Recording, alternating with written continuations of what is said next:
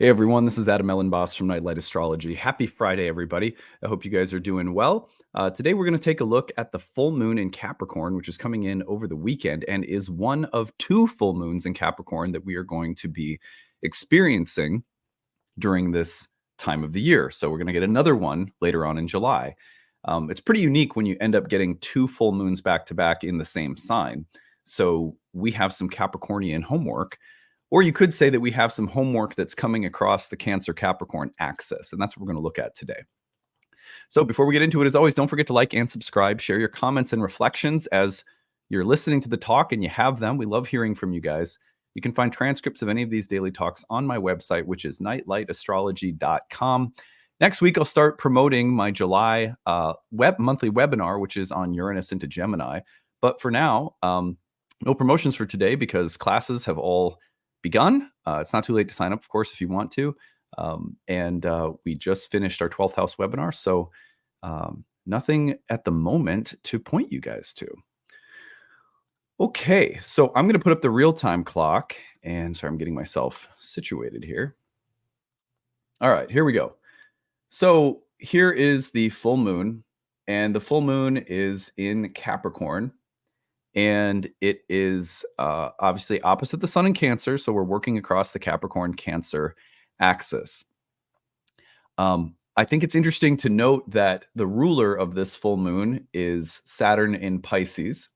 And Saturn in Pisces, along with Neptune in Pisces, are all configured by whole sign trine. And eventually, during this lunar, the remainder of this lunar cycle, we're going to see Venus and Mercury going into the trines with Saturn, and then also the sun trining Saturn. So we have it's a earthy full moon in Capricorn, but it is ruled by a very watery Saturn configured to a bunch of planets in watery Cancer. So that's important to keep in mind and something that we'll look at today. I want to take you forward a little bit so that you can see what's happening if we roll the real-time clock forward just a bit. We're going to take this and notice that the new moon is in Cancer around July 5th. And then we go forward, and here is the next full moon, also in Capricorn. So that full moon in Capricorn comes at the 29th anaretic degree of Capricorn and opposes the sun at the 29th anaretic degree of Cancer. The ruler, of course, once again, is Saturn in Pisces. So a full moon in Earth that's also very watery. That's kind of an important detail to remember. We're going to be kind of repeating that a bunch today.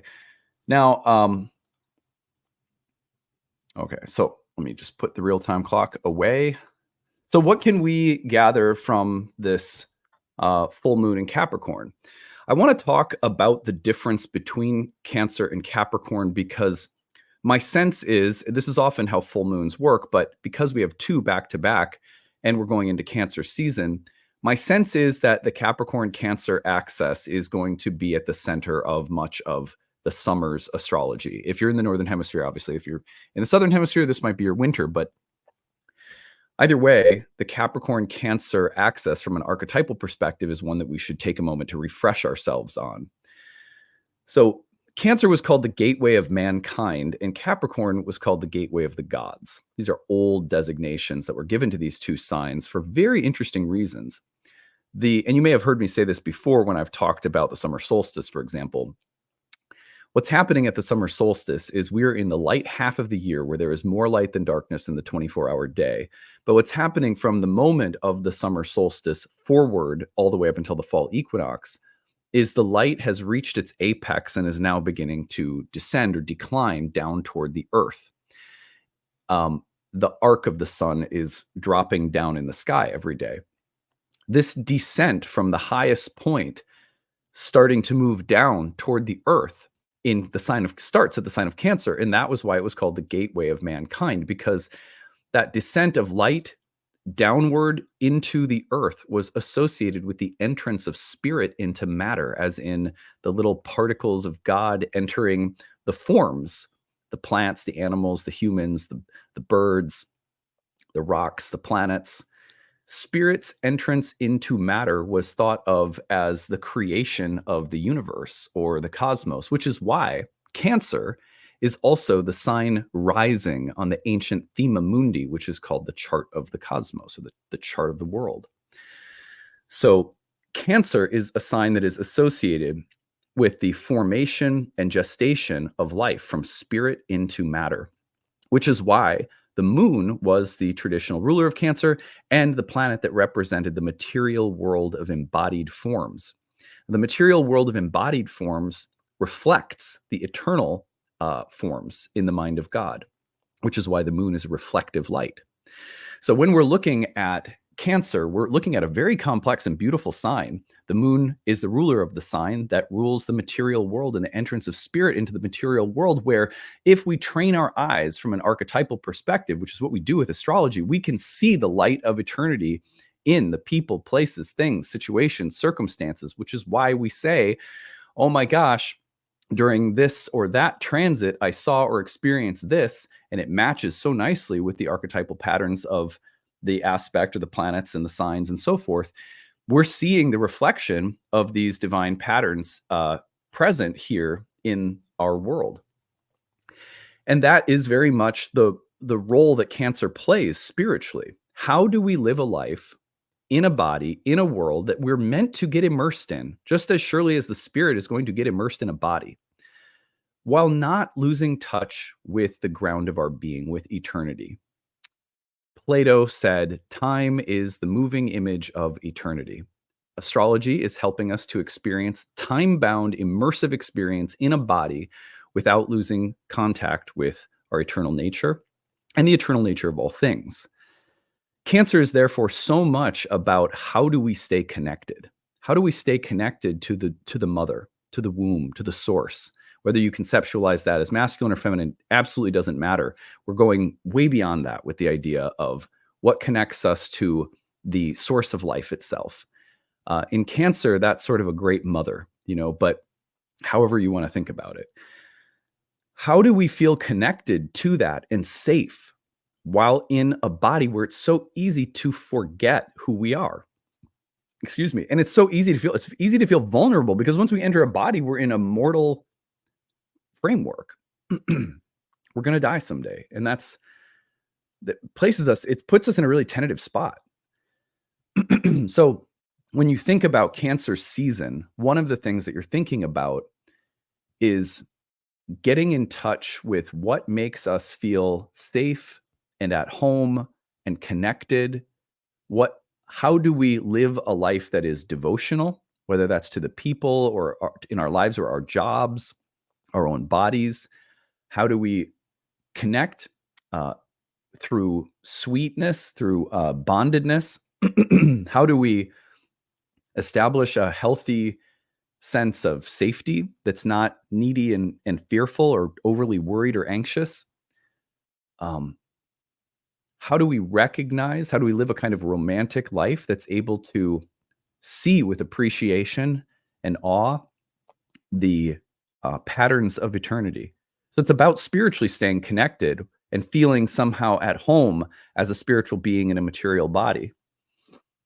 And it's also about, living a human life where one of the most important things is that we feel connected and nurtured and supported emotionally, that we're here to live a relational existence, where the number one thing that most people say when they're on their deathbed is that, they wish they would have spent more time with the ones they loved. They wish they would have spent more time, playing. They wish they would have spent more time, like less stressed out. So Cancer is always teaching us how to stay connected through sweetness in life and bonded, how to create safety and connection, how to feel at home in the universe. Okay, so that's the Cancerian world. Just try to paint a brief picture for everyone, because what we need to understand that so that we can understand the juxtaposition with 2 full moons in Capricorn. So full moons in Cap. Now, by contrast, Capricorn was called the gateway of the gods. And although it is a feminine sign, and feminine signs tend to be more about earthly, participatory, relational life, embodied life, and not transcendence. Capricorn's a little bit of an exception. The reason for that is that at the winter solstice, the light from within the dark half of the year, where darkness dominates light, the light starts to return. From within the darkness, the light starts to grow. And so Capricorn was called the gateway of the gods, and the ruler was Saturn, as well as Mars being exalted in Capricorn. Because what starts happening in Capricorn is we start moving from let's just call it at its worst, a kind of unconscious enmeshment with the world. And we start thinking to ourselves, I need to return to spirit. I've gotten so deeply ensconced in the world that I need to start moving up and out. Goats are great escape artists. And Capricorn, as the sign of Saturn, was associated with transcendence because Saturn has to do with all the limits of the world as well as what exists on the other side of the limit. That was why Saturn was associated with mysticism, because Saturn was the planet of contemplatives and mystics who at times may leave the world behind and go out into the forest to meditate on what lies beyond the human world. And so Saturn was this boundary between the known and the unknown, the worldly and the otherworldly. Capricorn is a sign that recognizes, oh, I'm enmeshed in the earth, and I need to work on starting to transcend my enmeshment in the earth. And it's going to take work and effort and incremental, determined, disciplined steps, like a goat slowly climbing to escape confinement, figuring out how to get out, and through steely, determined, cunning, intelligent, disciplined, hardworking, practical, serious effort, I will transcend my limitations. And so the gateway of the gods is about the spirit releasing from the body, as in moksha or enlightenment. And even if we don't take that literally, we just take it sort of archetypally, there is an impulse in human beings that says that, like, the Cancerian impulse is so much about being in the world and feeling safe and at home in it. Capricorn is when we recognize the limits of the world and we have to work to transcend it through effort, through determination. Now, the super materialistic version of Capricorn might be like, well, I want to work to transcend the limitations of my material environment, such as not having enough power or wealth or prestige or knowledge or mastery. And so I'm going to move upward along a hierarchy and try to accomplish as much as I can that moves me up the ladder to escape base conditions that I don't like. Capricorns are incredibly good at staying in achievement mode and practically incrementally working to move up in some sort of hierarchy, whether that's in a university or, whatever. But broadly speaking, on the metaphysical level or on the spiritual level, Capricorn also has to do with the carrying of the material cross, the burden of material existence, and the need to transcend various limitations that come with being mortal, that come with being limited in a body, that come with being limited by instincts and passions and like lower instincts that keep us enmeshed and far from our heavenly nature. Nobody thinks about Capricorn that way because we tend to only think about Capricorn in terms of like the corporate power push or something like that, which can be a part of Capricorn. But whenever Capricorn full moons are coming through, they're always in the opposition with the sun in Cancer. What's important to remember is that we are then holding the tension between the need to deepen our feeling of at-homeness, to deepen our identification with the body and to feel safe in it, to feel happy, to feel pleasant, to feel connected and bonded in our earthly existence. It's spirit moving into matter. And we're trying to make that a more comfortable, lovely, safe, like we're nurturing that. In Capricorn, the opposite tension is pulling us, saying, yes, but there are things you need to transcend. There are things that are regressive or needy, or there are elements of this earthly world and your identification with it that you have to work to overcome. And Capricorn will get very ruthless and sort of serious and practical about the need to work and persevere to overcome various things that are just, they're just natural limitations of being in a body and being in the world. And Capricorn will work its way out through the earth, through the actual world. For example, if you are so identified with the body that you have a hard time, let's say you emotionally eat, Capricorn will be like, I'm going to lay down the discipline and you're going to stick to a very specific diet and you're going to work out and you're not going to let that take over. And so it has this kind of no bullshit, here's what you have to do to overcome various things that can trap you or entangle you, because there's this way in which the body and the world are they're very like needy, and they'll make you forget. They'll make, you'll forget where you are, who you are, that you're immortal, that you're eternal, that you have a higher nature.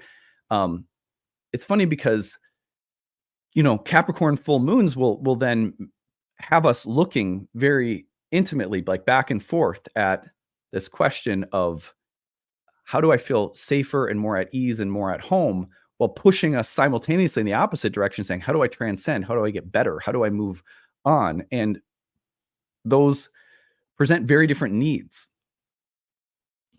Excuse me. And so we have to, in a sense, not only this full moon coming through this weekend, but the subsequent full moon in July, both will be asking us to look at our lives and to very honestly say, where do I need to move deeper in through nurturance, through care? Like, what are the living things that I need to tend to, including myself? How do I make my life sweeter? And how do I like water my plant? And then there's going to be this contrasting voice that's very no bullshit that says, look, where do you need to work more seriously? Where do you need to exert effort and discipline in order to overcome things that you've gotten entangled with? And you're going to need a kind of no bullshit, serious, adult, mature approach to overcome something and to rise up. Now, these could appear in very mundane ways, and they could appear in very spiritual or psychological ways. But those are the tensions that I would watch for, not only with this full moon, but the next one. I don't know if you guys are seeing this or not, but one of the things that's tripping me out is the video seems to be like jumping a little bit. I don't know if you guys see that or not, but I think there might be an issue with my video feed today. Anyway, one last thing about Capricorn and Cancer is, remember, these full moons are ruled by Saturn and Pisces, which is a water sign that has an interest in themes that are in Pisces, very collective emotional truths or realities. Saturn and Pisces will then have us thinking about the things we need to work toward right now that constitute needs or emotional realities that are bigger than our own. Because one of the things that can happen with Cancer-Capricorn is we'll start working hard to overcome something or to achieve something, but it's being done with the opposition in Cancer because of some emotional need that we have. So the two can work together that way very nicely.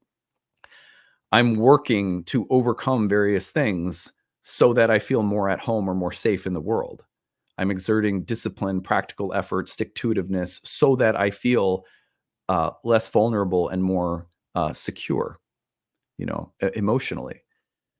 But with Saturn in Pisces, the concern may have to move from the immediate, the personal, the familial, to the collective, that there are other emotional realities, groups of people, more societal levels of emotional truth that are coming in through other people in our lives, through our work, through our families, whatever the case may be, that they're sort of like overarching emotional requirements that are presenting themselves right now. I'm trying to think of an example. Like, here's an example. Let's just say that you're feeling the need to overcome some personal issues through discipline and effort. That you're going to start, you're going to change your lifestyle because you need to improve your health. And it's just going to require that you get kind of serious and disciplined about it. Okay. That could be very Capricorn full moon. One of the reasons that you may find yourself compelled to do so is that in your workplace, now remember, a bigger emotional truth, in the workplace, there is maybe a coworker who is dealing with type 2 diabetes, and it's becoming a really serious ordeal for them. And they're starting to share with you some of the breakthroughs in medical science, and they're kind of telling you about their process. And all of a sudden, it's making you realize, hey, I'm on the track right now that could take me to maybe having that same problem. So I really better get serious. So it's like Saturn and Pisces can reinforce the work we're doing by making us aware that our struggle or our need to discipline ourselves and achieve something is connected to some larger emotional truth that's there in the collective. I think it's really interesting how that can play a role. There may be hints that come in that are telling you, yeah, this thing that you need to work on is actually sort of in the collective somehow right now. All right, I'll leave it there. Those are my rambling thoughts.